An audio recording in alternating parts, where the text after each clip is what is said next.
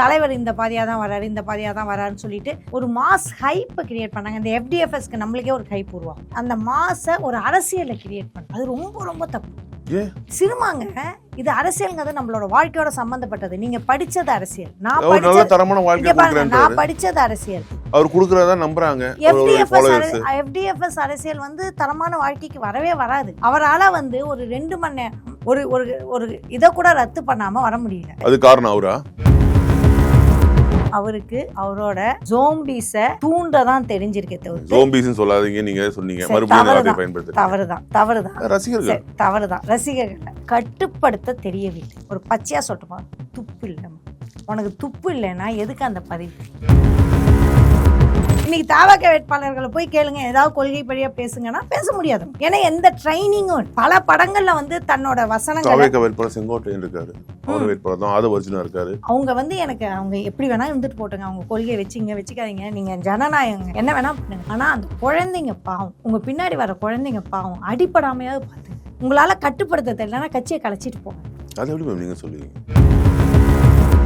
விஜயோட கூட்டத்தை வச்சு நீங்க எவ்வளவுதான் சமாளிக்க முடியும்? விஜய்க்கான ஓட்டை எவ்வளவுதான் சமாளிக்க முடியும்? வெறும் கட் அவுட்டை வச்சு பண்ணிட்டு இருக்காங்க. இன்னும் கொஞ்ச நாள் ரொம்ப வித்தியாசமா இருக்குல்ல. அவங்க காசு வாங்கிட்டு செட்டில் ஆயிடுவாங்க. மெழுகு சிலை விஜயோட கட் அவுட்லாம் கூட்டி வரது, கட் அவுட் வச்சு எங்கேயாவது எந்த பிரச்சாரத்திலயுமே இது வரைக்கும் பார்க்காத ஒரு எம்ஜிஆர் கூட அப்படி பண்ணது இல்லைங்க.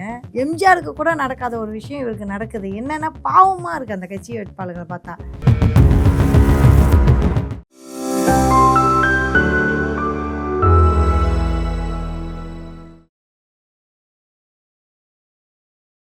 ப்ரோவோக் வாய்ஸ் நேயர்களுக்கு வணக்கம். இன்றைய சிறப்பு நேர்காணலில் நம்முடன் இணைந்திருப்பவர் காங்கிரஸ் கட்சியை சேர்ந்த திருமதி கிருத்திகா தரன் அவர்கள். வணக்கம் மேடம். வணக்கம். ஸோ இன்னைக்கு எலெக்ஷன் வந்து எந்த அளவுக்கு தமிழ்நாட்டில் வெயில் தாக்கம் அதிகமா இருக்கும், அதோட சூடா இருக்கு கேம்பெயின்லாம். ஒரு பக்கம் ஒரு பக்கம் போனாலே விடுறாங்க. இது என்ன எலெக்ஷன் கேம்பெயினே தெரியல. அவர் ஒரு இடத்துக்கு போனா ஒரு 5 பேருக்கு அடிபடாம வரதே இல்லை. நான் பொதுவா சொன்னேன் இல்ல, அங்கதான் வந்து அடிப்படுது ஒருபடியா. அதெல்லாம் விஜய் பார்த்தா மட்டும் உங்களுக்கு வந்து ஒரு டக்குன்னு வந்து ஒரு இது வந்துடுது. தமிழர்கள் முதல்ல எனக்கு ரொம்ப ரொம்ப முக்கியம் வந்து என்னோட தமிழர்கள், நம்மோட தமிழர்கள். நான் அதில் ஒருத்தர். அப்படிங்கும்போது இளைஞர்கள், மாணவர்கள் இவங்க வந்து ஒரு நடிகரோட பின்னாடி எந்த கொள்கையும் இல்லாமல் போகிறது எனக்கு பெரிய மன வருத்தத்தை கொடுக்குது. நாளைக்கு மதவாதம் தான் பெரிய சக்தி அப்படின்னு ஒரு கொள்கை தமிழக வெற்றிக்காலத்துக்கு இருக்குல்ல மேடம். அது அவங்களால மதசார்பற்ற சமூக நீதி கொள்கையில தான் முன்னெடுக்கிறாங்க. அவங்களால பேசவே முடியாது. நாளைக்கு மதவாதம் தான் சரின்னா அந்த ஜோம்பி கூட்டம் எல்லாமே அப்படியே போயிடும். சாரி, அவங்களும் நம்ம தமிழர்கள் தான், ஜோம்பின்னு சொல்றது தவறு தான். பட் வந்து மூளையை மழுங்கடிச்சு சினிமா மோகத்தில் இருப்பதுனால அவங்களுக்கு வந்து அவர் ஒரு படத்தை நடித்து ஒரு மதவாதம் சரி, நம்ம வந்து சிறுபான்மையினரை வந்து பகையாக காமிக்கலாம் அப்படின்னா அதுக்கும் இந்த கூட்டம் தயாராக இருக்கும். ஸோ ஒரு தவறான நபரால் நம்மளோட தமிழர்கள் வீணாகிடக்கூடாதுங்கிற அன்பும் அக்கறையும். அப்புறம் ஏன் இத்தனை விஷயங்கள் அவருக்கு பண்றதா சொல்றாரு? அவரு என்ன பயங்கரமா சோதிக்கிறாங்க, வேதனையை கொடுக்குறாங்க. முன்னாடி கரூர் இன்சிடென்ட்ஸ் பண்ணல வந்து என் மேல பழிய போட்டாங்க. அதுக்கப்புறம் ஜனநாயக முடக்க பார்த்தாங்க. எதுலையுமே அசரல் என்னொன்னே என்ன சுத்தி இருக்கவங்களை வச்சு, அதாவது ஒரு குடும்பத்துல நிறைய வச்சு திமுக மற்றும் கூட்டணி கட்சிகள்லாம் வந்து சதி பண்றாங்க. இதுல வந்து ஜனநாயகம் ஷூட்டிங் கரூர்ல நடந்தது அப்படின்னு சொல்லிட்டு சிபிஐ விசாரிச்சிருக்காங்க. அப்புறம் ஒரு முன்னாடியே நம்ம இதை பற்றி தீர்மானமாக பேசிட்டோம்.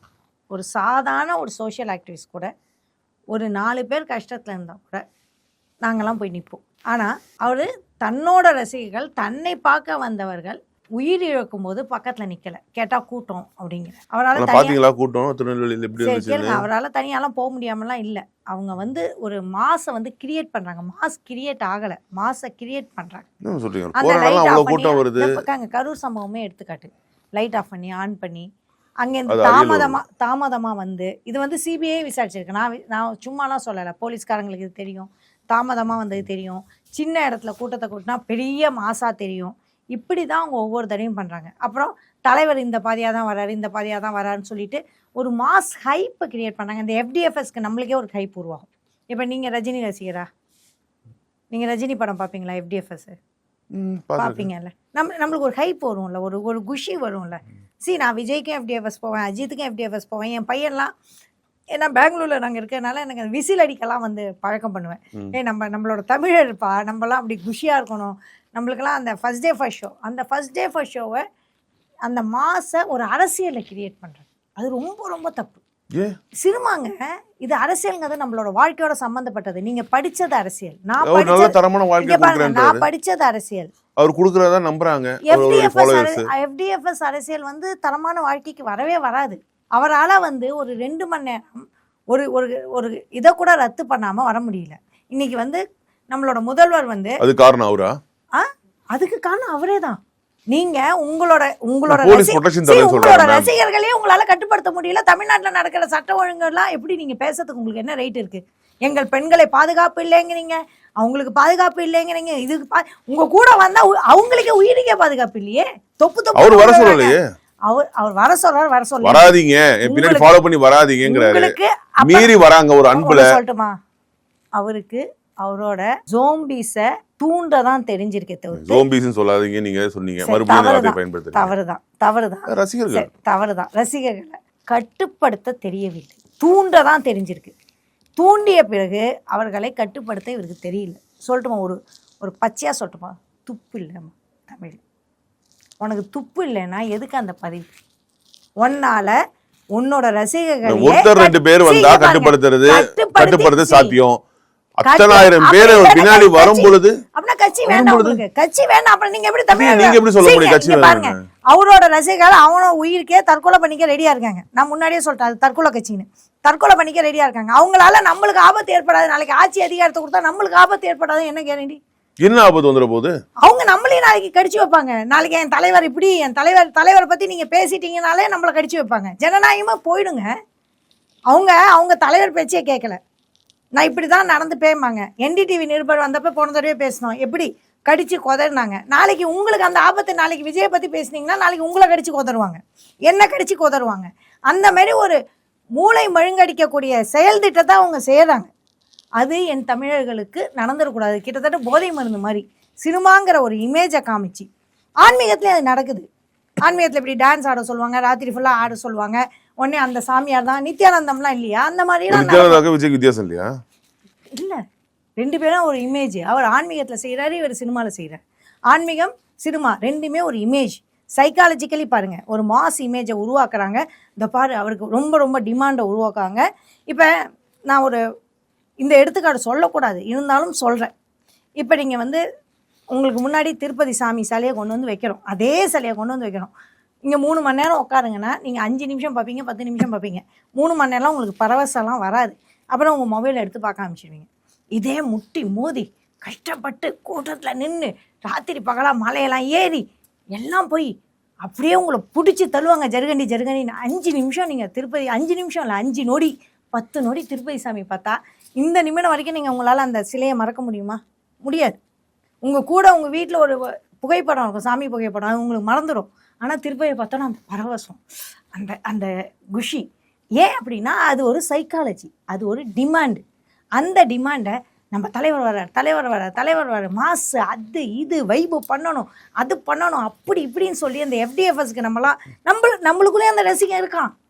அந்த ரசிகனை அரசியலுக்கு உபயோகப்படுத்துறீங்களா, அது வந்து மிகப்பெரிய குற்றம், மிகப்பெரிய சமூக குற்றம். எம்ஜிஆர் வந்தார்னா அவர் திமுக கட்டமைப்புலேருந்து அத்தனை பேரை கூட்டிட்டு அரசியல் படுத்தியப்பட்டவர்களே கூட்டிட்டு வந்தார். இங்கே இருக்கிறவங்க கூட்டம்லாம் யார்? பிஜேபி ஆட்கள், ஆதவ அர்ஜுனா, புஷி ஆனந்த், அருண் பிரசாத், எல்லாருமே சுற்றி இருக்கவங்க எல்லாருமே பிஜேபியிலேருந்து. நிர்மல்குமார் அவர் சொல்கிறாரு ராகுல் காந்தியை பற்றி அப்படி இப்படிலாம் பேசிட்டு தாவாக்காக்கு வாங்கங்கினாரு. ஸோ அப்படிப்பட்ட ஆட்கள் தான் கூட இருக்காங்க. ஸோ பிஜேபியோட ஆட்கள் தான் கூட இருக்காங்க. அதனால அவங்க வந்து முழுக்க அரசியல் படுத்தப்பட்ட ஆட்கள் கிடையாது, ஒரு கொள்கைக்குள்ளான ஒரு ஆட்கள் கிடையாது. இவர் பேசுகிற கொள்கைக்கும் அவர் கூட இருக்கவங்களுக்கு எந்த கொள்கைக்கும் சம்மந்தம் இல்லை. இன்றைக்கி தாவாக்க வேட்பாளர்களை போய் கேளுங்க, ஏதாவது கொள்கைப்படியாக பேசுங்கன்னா பேச முடியாது உங்களுக்கு. ஏன்னா எந்த ட்ரைனிங்கும் இல்லை. ஒரு கட்சியான அடிப்படை ட்ரைனிங்கும் இப்போ பல படங்களில் வந்து தன்னோட வசனங்களை செங்கோட்டையன் இருக்காரு, அவர் வேட்பாளர் தான் ஆதவர்ஜுனா இருக்காரு, ஆதவர்ஜுனா ராஜ்மோகன் இருக்காரு. டெய்லி ஒரு முகத்தை அடைஞ்சிருப்பாரு. ராஜ்மோகன் அவருக்கும் வந்து சரியான கொள்கை கிடையாது. செங்கோட்டையன் அதிமுகவில் இருந்தாரே தவிர்த்து இன்னைக்கு தாவக்கால தன்னோட சந்தர்ப்பவாத அரசியலுக்காக அங்கே போயிருக்காரு. ஸோ அதனால் அவர் பேச்ச தாவக்காலே கேட்பாங்களா இல்லையான்னு தெரியாது. அவருக்கு முதல்ல தன்னோட கொள்கை தெளிவு. அதிமுக அவரே போய் அமித்ஷாட்டு போயிட்டு தான் வந்திருக்காரு. ஸோ அதனால் இவங்க இந்த கூட்டத்தை வந்து என்னால் நம்ப முடியவில்லை. அவங்க வந்து எனக்கு அவங்க எப்படி வேணால் இருந்துட்டு போட்டுங்க, அவங்க கொள்கையை வச்சுக்காதீங்க, நீங்கள் ஜனநாயகங்க என்ன வேணால் பண்ணுங்கள், ஆனால் அந்த குழந்தைங்க பாவம், உங்கள் பின்னாடி வர குழந்தைங்க பாவம், அடிப்படாமையாவது பார்த்துங்க. உங்களால் கட்டுப்படுத்த தெரியலன்னா கட்சியை கலைச்சிட்டு போங்க. அது எப்படி மேம் நீங்கள் சொல்லுவீங்க? நான் தான் சொல்லி ஆகணும்.